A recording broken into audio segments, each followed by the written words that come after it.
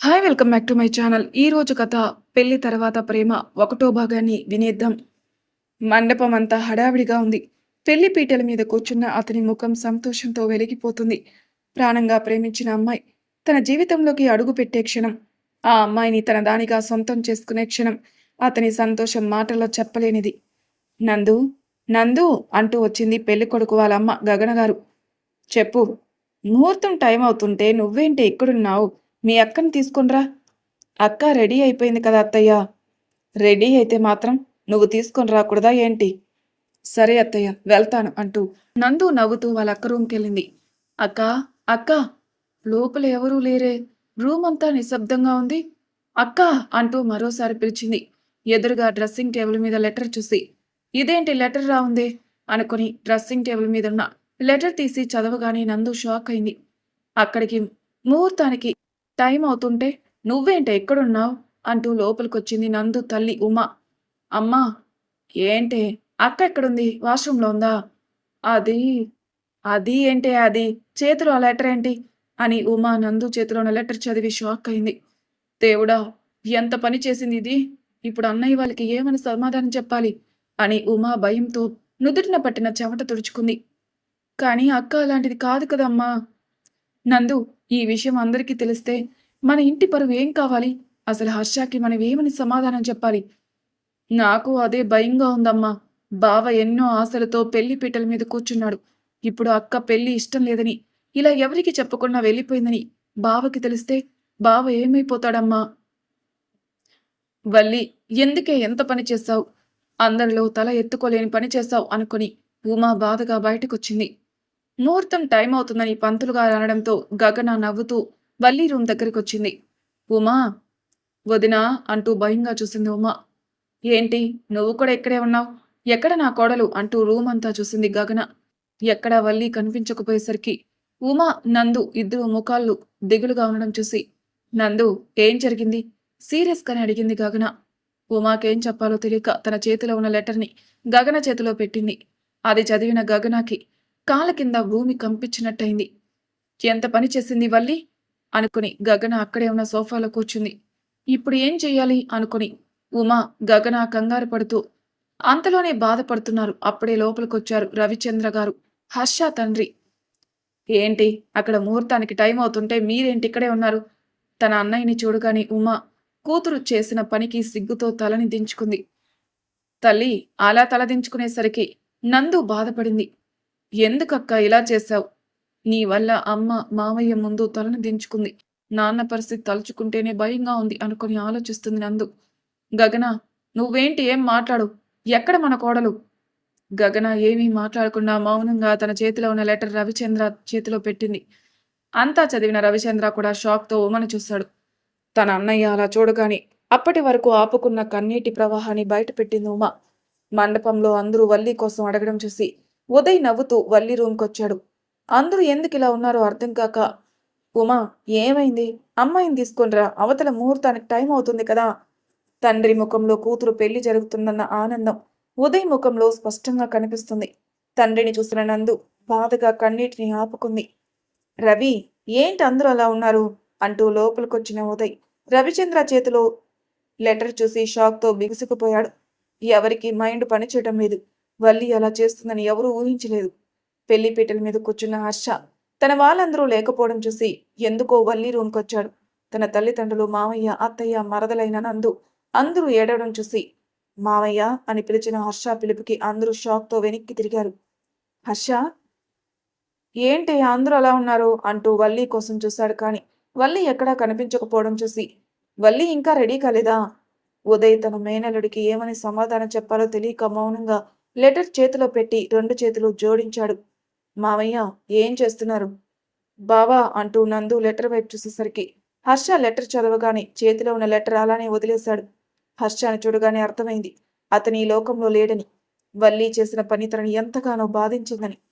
హర్ష, క్షమించరా, అది ఇలా చేస్తుందని అస్సలు అనుకోలేదు అని ఉమా ఏడుస్తూ చెప్తుంటే చెల్లెలి బాధని చూసిన రవిచంద్ర, ఉమా, అన్నయ్య అంటూ ఏడుస్తూ రవిచంద్ర చేతుల్ని పట్టుకుని వెక్కి వెక్కి ఏడ్చింది.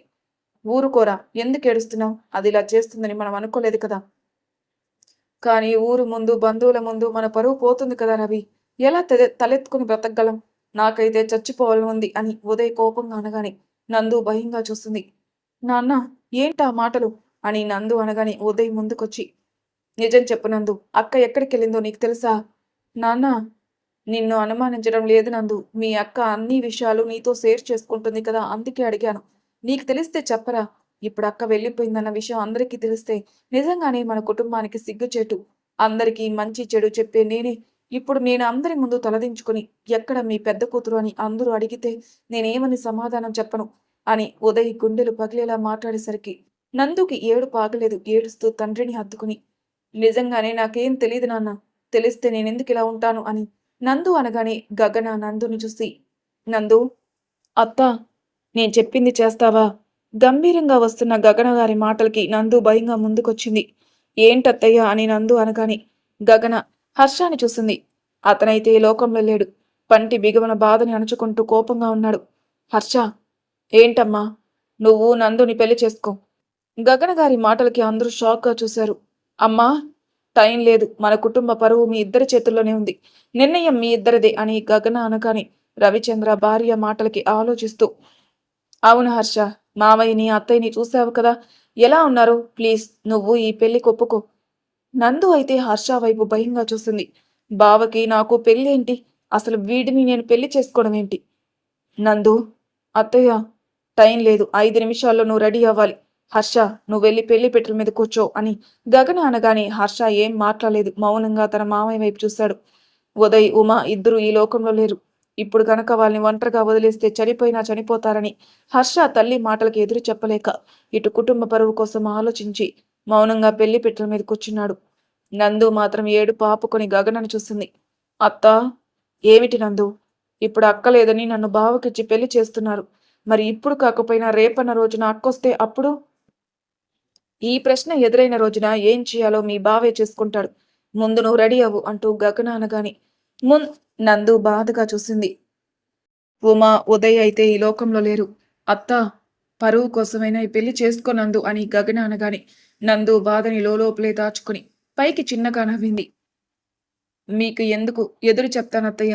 మీరెలా చెబితే అలా చేస్తాను. ముహూర్తం టైం అవుతుందని అన్నారుగా, రెడీ అవుతాను అంటూ టేబుల్ మీద వల్లి వదిలేసిన చీర నగలు తీసుకుంది. ఉమా, చెప్పొదినా. చూడు, ముందు నందుని రెడీ చేయి, ముహూర్తానికి టైం అవుతుంది. ఉమా, ఉదయ్ ఇద్దరు గగనాన్ని చూసి 2 చేతులు జోడించారు. వద్దు, మన మధ్యన ఇలాంటివి అస్సలు వద్దు. పరువు పోతుందంటే ఎలా ఊరుకుంటాను? అయినా ఎందుకు మా బాధపడుతున్నావు? నీ కూతురే కదా నా ఇంటి కోడలవుతుందా? హర్ష పక్కన పేరేగా మారింది. ముందు నందుని రెడీ చెయ్యి. సరే వదిన. కూర్చున్న నందు ఈ లోకంలో లేదు. జీవితంలో ఎదగాలని, ఏదో సాధించాలని, మనసుకు నచ్చిన వాడిని ప్రేమించి పెళ్లి చేసుకోవాలని ఇలా ఎన్నో ఆశలు పెట్టుకుంది. కానీ తనక్క చేసిన పనికి ఈ రోజు తనకి ఈ పరిస్థితి వస్తుందని అస్సలు ఊహించలేకపోయింది. ఉమా హడావిడిగా నందుని రెడీ చేసి మండపంలోకి తీసుకునొచ్చింది. ఏదో బొమ్మల హర్ష పక్కన కూర్చుంది నందు. పంతులు గారు మెడలో పసుపు తాడు కట్టమనడంతో హర్ష తాలిబొట్టుని తీసుకుని నందు మెడలో 3 ముళ్ళు వేశాడు. నందు కంట్లో జారిన వెచ్చని కన్నీరు హర్ష పాదాల్ని తాకింది. కానీ అతను పెద్దగా పట్టించుకోలేదు. ఇంచుమించు హర్ష పరిస్థితి కూడా అంతే కదా. కోరుకున్న అమ్మాయి దక్కలేదన్న బాధ అతనిదైతే, కోరుకున్న జీవితం కోల్పోయాలన్న బాధ నందుది. మరి ఈ 2 మనసుల కథ ముందు ముందు ఎలా ఉంటుందో. నందు, చెప్పత్తయ్య. ఇద్దరూ కుడికాలు పెట్టి లోపలికి రండి. అని ఇద్దరు కుడికాలు పెట్టి లోపలికొచ్చారు. హర్ష, చెప్పమ్మా. నువ్వు వెళ్ళి నీ రూమ్లో రెస్ట్ తీసుకో. ఈవినింగ్ పూజ ఉంది. సరే అమ్మా అని హర్ష తన రూమ్కెళ్ళాడు. నందు, చెప్పండి అత్తయ్య. నువ్వు వెళ్ళి, అర్థమైంది అత్తయ్య. నా రూమ్లో నేను రెస్ట్ తీసుకుంటాను అని నందు తన రూమ్కెళ్ళగానే ఉమా, ఉదయ్ బాధపడ్డారు. ఎందుకు బాధపడుతున్నావు?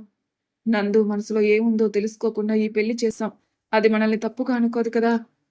నందు అందరిలా కాదు ఉమా. బాధ్యత తెలిసిన అమ్మాయి. నందు విషయంలో నువ్వు బాధపడాల్సింది ఏమీ లేదు. వల్లి ఇలా చేస్తుందని నేను అస్సలు అనుకోలేదు వదిన. నందు గనక పెళ్లికి ఒప్పుకోకపోతే ఈ రోజు మన కుటుంబ పరువు ఏమయ్యేది? ఉమా, ఇప్పుడు బాధపడాల్సిన సమయం కాదు, అర్థమైందా? అన్నయ్య, నువ్వైనా ఉమని తన రూమ్కి తీసుకునెళ్ళు. సరేమ్మా. ఉమా పద అంటూ ఇద్దరు లోపలికెళ్లారు. రూమ్కొచ్చిన నందు మిర్రర్లో తాను చూసుకుంది.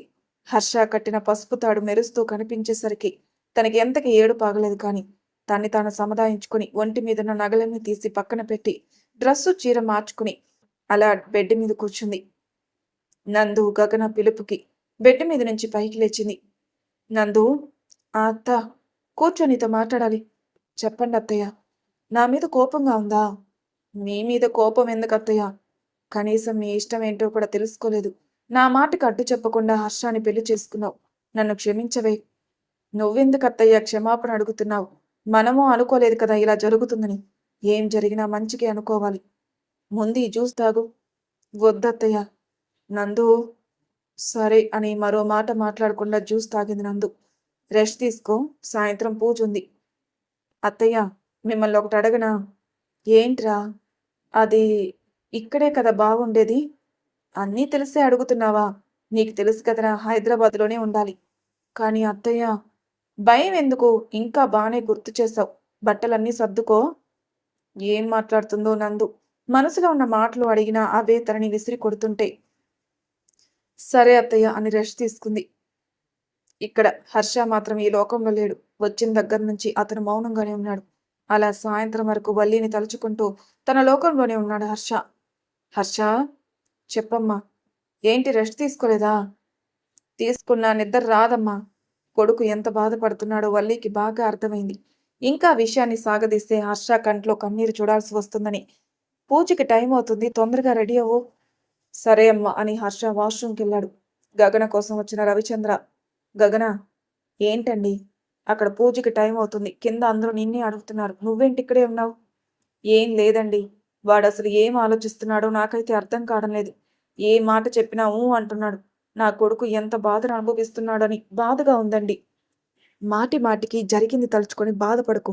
ఏం జరిగినా వాడికి నందుకి పెళ్లి అయిపోయింది కాబట్టి వల్లి చేసిన పని పదే పదే తలుచుకొని బాధపడితే వాడు అదే ధ్యాసలో ఉంటాడు. అర్థమైందండి అని గగన బయటకొచ్చింది. కాసేపటికి నందు, హర్ష ఇద్దరూ రెడీ అయి బయటకొచ్చారు. ఇద్దరి ముఖాల్లోనూ నవ్వు లేదు. ఇద్దరి చేతుల మీదుగా పూజ జరిపించారు. ఎవరికి వారే పైకి నవ్వుతున్నారే కాని వల్లి చేసిన పనికి మాత్రం కోపంగానే ఉన్నారు. పూజ అవడంతో ఆ రాత్రి తిన్నాను అన్న పేరుకి అందరూ భోజనం చేసి ఎవరి గదిలోకి వాళ్ళు వెళ్లారు. ఆ రాత్రి అంతా నందుకి అస్సలు నిద్రపట్టలేదు. తెల్లవారింది. సూర్యకిరణాలు ఫేస్ మీద పడేసరికి కళ్ళు తెరిచింది నందు. ఎదురుగా ఉమా ఉదయ్ని చూసి, నాన్న, రెడీ అవ్వమ్మా, నీకోసమే అందరూ ఎదురు చూస్తున్నారు.